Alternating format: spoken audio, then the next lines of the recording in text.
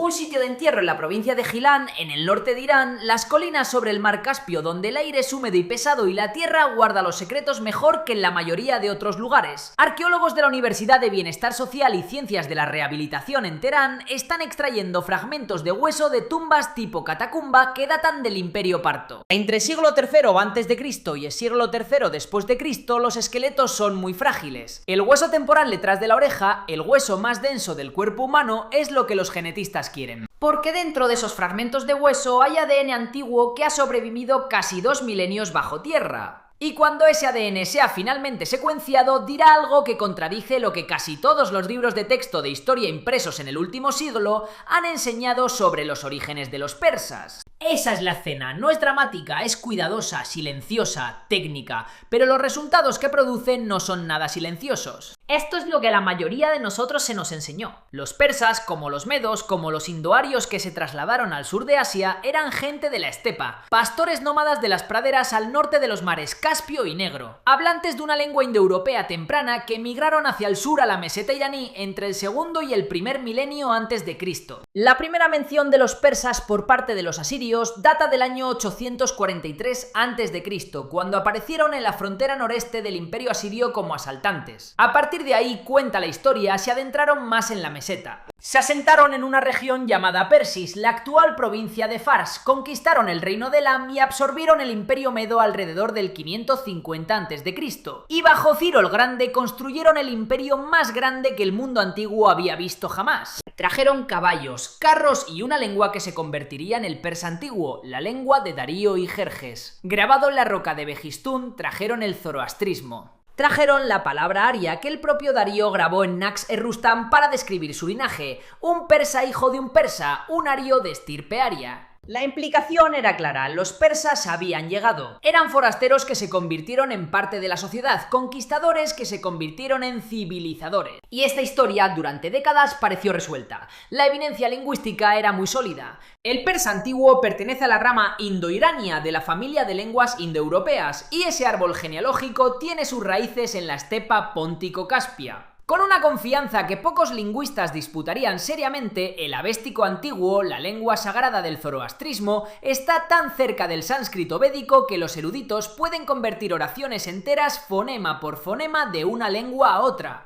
Esa cercanía solo tiene sentido si ambas lenguas descienden de un ancestro común hablado por una única comunidad, quizás en algún lugar de Asia Central, antes de que se separaran y se movieran en diferentes direcciones. La evidencia arqueológica también parecía apoyar eso. La cultura sintasta, que data alrededor del 2100 a.C., produjo los carros más antiguos conocidos. Su sucesora, la cultura Andronovo, se extendió por toda la estepa de Asia Central. Las conexiones materiales entre los sitios de Andronovo y el complejo de Bactria Margiana más al sur sugerían un corredor de movimiento hacia el sur, hacia Irán e India. Las piezas encajaban, los persas venían del norte. Pero el lenguaje y el ADN no siempre van de la mano, y ese es el punto crucial de contención sobre el que descansa esta historia. Para entender por qué el modelo de los libros de texto persistió tanto tiempo, hay que entender qué herramientas estaban disponibles. Durante la mayor parte del siglo XX, la cuestión de los orígenes solo se respondía con la lingüística y la arqueología. Se observaba dónde se ramificaban las familias lingüísticas, se observaba dónde aparecían los entierros de carros, se observaban los estilos comunes de cerámica y los diseños de los frenos de caballo,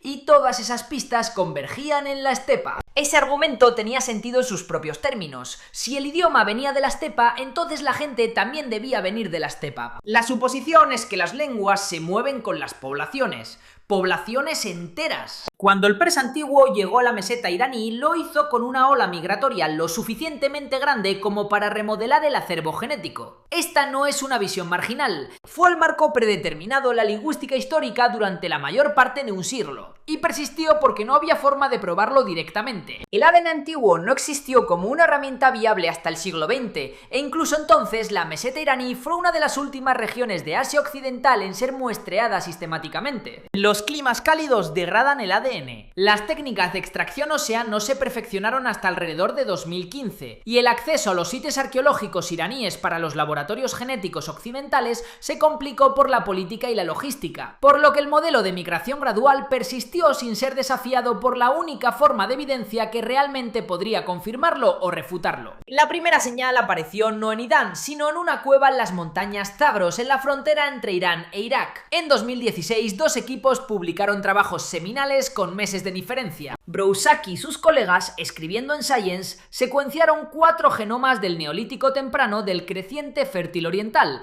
incluido un individuo masculino bien conservado de la cueva de Westmey, que data de aproximadamente 7400 a 5500 años antes de Cristo. Lo que encontraron fue asombroso. Estos agricultores de Zagros eran genéticamente distintos de las poblaciones neolíticas de Anatolia que más tarde se extendieron por Europa. Los dos grupos se habían separado en algún momento entre 46 y 77.000 años antes. No era una diferencia regional, era una profunda división continental que atravesaba el centro de lo que todos habían asumido que era una única población del Creciente Fértil. Mientras tanto, Gallego Llorente y sus colegas de la Universidad de Cambridge publicaron el primer genoma de Ganj Dareh, un sitio en la provincia de Kermanshah, en el oeste de Irán. Ese individuo era una mujer que vivió hace unos 10.000 años en un sitio famoso por proporcionar la evidencia más temprana de pastoreo de cabras gestionado, que data de hace unos 9.900 años antes del presente. Ganj Dareh se encuentra a 1400 metros en el valle de Gamasap, de la región del Alto Zagros, un sitio de tel clásico de unos 40 metros de diámetro, con 7 a 8 metros de depósitos culturales neolíticos, 5 niveles de ocupación y evidencia de entierros bajo el suelo. Esto no era un campamento temporal, era una comunidad asentada. Su genoma mostró que estaba más estrechamente relacionada con los cazadores-recolectores del Cáucaso, no con los agricultores de Anatolia, no con los europeos en un gráfico de análisis de componentes principales. Estaba estrechamente relacionada con los pakistaníes y afganos modernos, y lo que es más importante, con los zoroastrianos iraníes, el único grupo que probablemente conservó el legado genético preislámico en la meseta.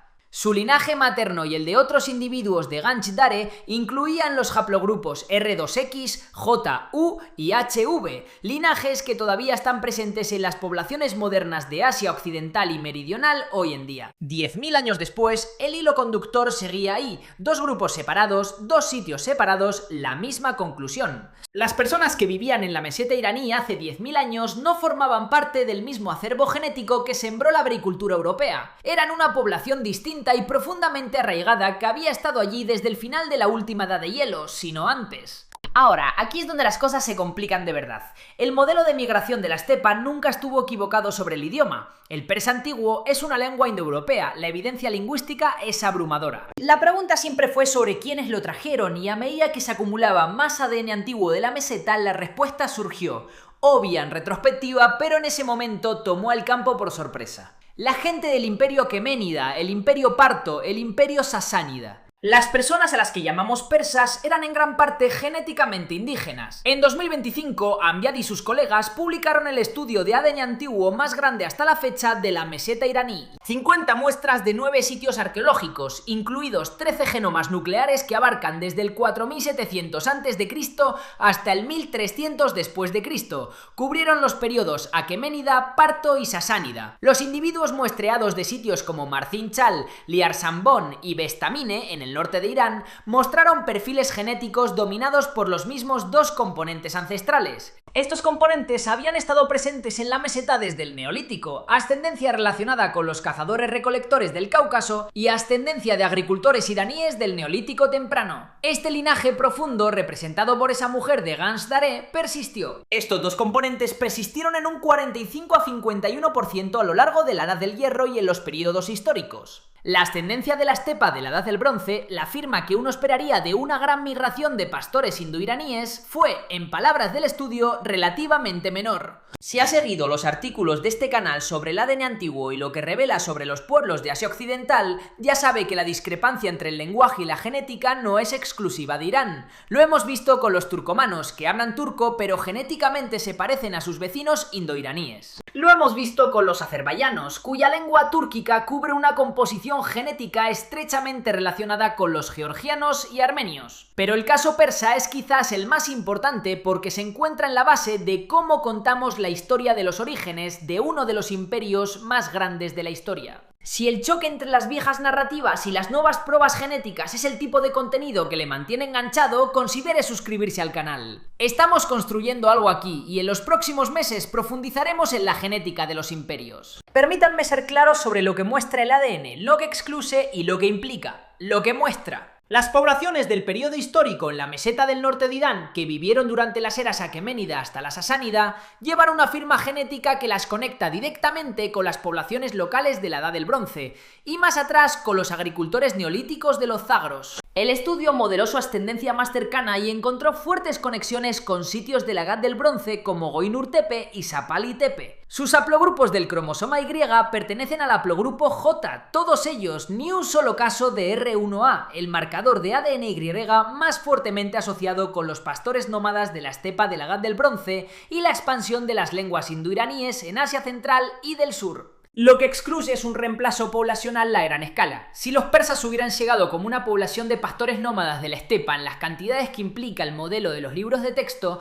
su firma genética debería ser inconfundible. R1A debería aparecer con una frecuencia significativa en los entierros de la era acadia. La ascendencia autosómica relacionada con estepa debería ser un componente principal, no uno menor. Los datos no lo respaldan. La señal de la estepa está presente, pero es pequeña, consistente con siglos de contacto y flujo genético. Este no fue un evento de migración fundacional, lo que implica es que la expansión del persa indoeuropeo a través de la meseta fue probablemente un evento de dominancia de élite. Un grupo relativamente pequeño de hablantes indoiraníes, quizás aristócratas guerreros o élites mercantiles, llegó a la meseta y estableció una hegemonía lingüística y cultural sin reemplazar a la población existente. La gente local, descendientes de esos profundos linajes de los Zagros, adoptó el nuevo idioma, la nueva religión, posiblemente nuevas estructuras políticas, pero genéticamente siguieron siendo ellos mismos como siempre lo habían sido. La tierra no cambió de manos, pero la gramática sí. Aquí es donde el debate se calienta, porque el modelo de dominancia de élite no es universalmente aceptado. Y lo que está en juego es muy importante. La expansión de las lenguas indoeuropeas es una de las preguntas políticamente más sensibles en la lingüística histórica. Y la respuesta que se dé moldea cómo civilizaciones enteras entienden sus propios orígenes. Algunos investigadores argumentan que la señal de la estepa, aunque pequeña, podría reflejar una migración altamente sesgada por género, un pequeño número de hombres de alto estatus cuya influencia cultural superó con creces su huella demográfica. En Europa sabemos que las migraciones de la estepa tendieron a estar muy sesgadas hacia los hombres, con cromosomas Y,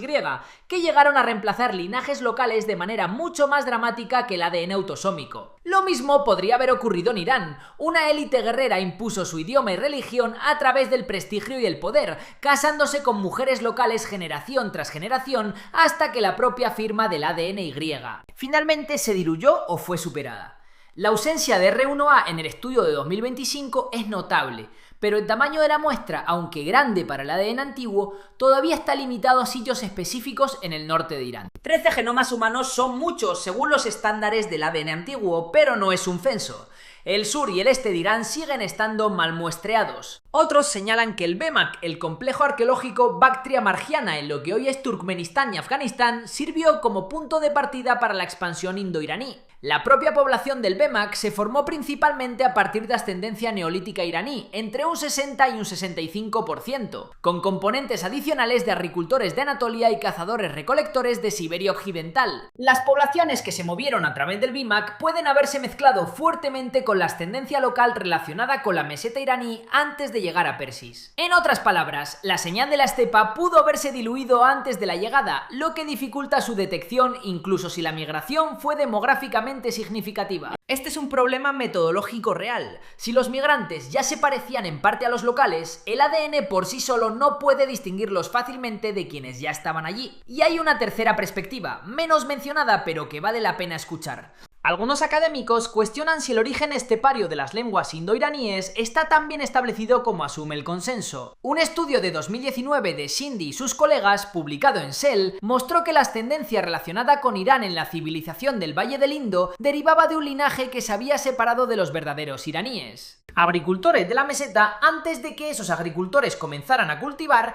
Ese hallazgo complicó la simple narrativa de migración de oeste a este. Si la ascendencia se movía en múltiples direcciones a través de esta región mucho antes de las expansiones de la estepa de la Edad del Bronce, el árbol genealógico lingüístico podría no coincidir completamente con las migraciones de población como solíamos pensar. Hay una complicación aún mayor. Un estudio de 2024 de Balin y sus colegas, publicado en Nature Communications, identificó la meseta persa como el centro geográfico donde los Homo sapiens residieron durante unos 20.000 años. Después de la migración inicial fuera de África, hace entre 70 y 45.000 años, antes de dispersarse para asentarse en Europa, Asia Oriental y Oceanía. Si ese hallazgo es correcto, el origen genético de la meseta iraní no es de 10.000 años, sino de 70.000. Esta meseta no es solo el hogar de la civilización persa, podría ser el punto de origen para el asentamiento de todo el mundo fuera de África. Eso hace que el hallazgo de continuidad genética sea aún más notable. Imperios han surgido y caído en esta tierra: los elamitas, los medos, los aqueménidas, los seleucidas, los partos, los sasánidas, la conquista árabe, las invasiones mongolas, y a través de todo ello la ascendencia profunda de los zagros ha permanecido en un 50% o más ininterrumpida durante milenios. Los autores del estudio reconocen que hay cosas que aún no podemos explicar. Actualmente solo hay 2 genomas medievales de la meseta iraní. En la transición del periodo sasánida a la era islámica, uno de los cambios culturales más transformadores en la historia de la región, sigue estando casi completamente inexplorada genéticamente. ¿Trajo la conquista árabe un flujo genético significativo a la meseta? ¿Dejaron las invasiones mongolas que devastaron ciudades como Nishapur y Merv una huella euroasiática oriental detectable? No lo sabemos.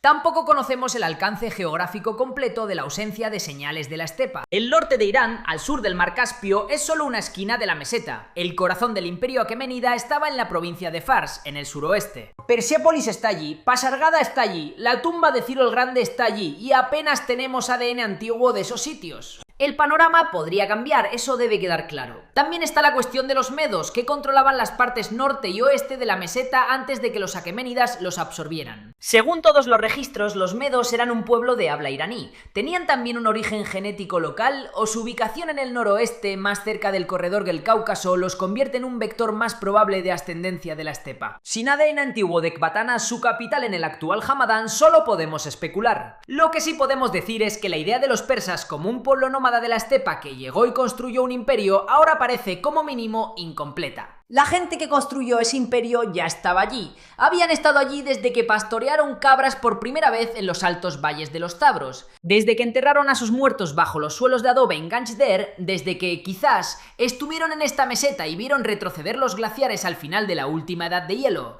Existe una tendencia a que cuando se descubre que una población tiene raíces locales profundas a través del ADN, se considere una reivindicación. El orgullo nacional se apodera del hallazgo. Las redes sociales lo convierten en un meme, pero lo que la genética realmente muestra es algo más interesante que la mera propiedad. Muestran que la identidad del tipo que Darío grabó en piedra, desde Aria, el idioma, la religión, el sistema político, estas cosas pueden venir de fuera y ser adoptadas, transformándose completamente en algo indígena. Sin reemplazar a la población misma, el idioma llegó, la cultura llegó, la gente se quedó. Ahora mismo en Teherán, una nueva generación de genetistas iraníes formados en instituciones como la Universidad de Bienestar Social y Ciencia de la Rehabilitación está impulsando la secuenciación de más genomas antiguos de toda la meseta. El estudio de 2025 detalla las lagunas restantes: la provincia de Fars, Khorasán, los desiertos orientales, Sistán, Baluchistán. Cada sitio muestreado o bien profundizará la historia de la continuidad o la complicará,